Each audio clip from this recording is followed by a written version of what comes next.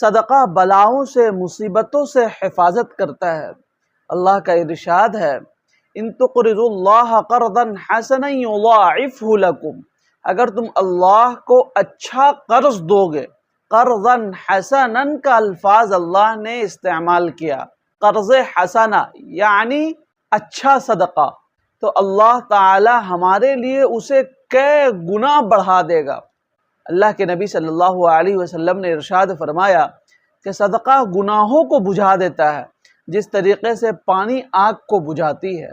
اللہ کا ارشاد اور اللہ کے نبی صلی اللہ علیہ وسلم کے ارشاد سے جو نکات نکھر کر آتے ہیں وہ یہ ہے کہ صدقہ صرف مالی مدد نہیں ہے، بلکہ اگر انسان کے پاس مال نہیں ہے تو انسان اچھے اخلاق کسی کے سامنے پیش کر دے، مسکرا دے، تو یہ بھی صدقہ ہے۔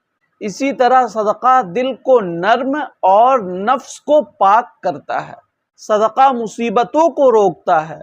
صدقہ دینے سے، اللہ کے راہ میں خرچ کرنے سے مال گھٹتا نہیں ہے، مال میں اور اضافہ ہوتا ہے۔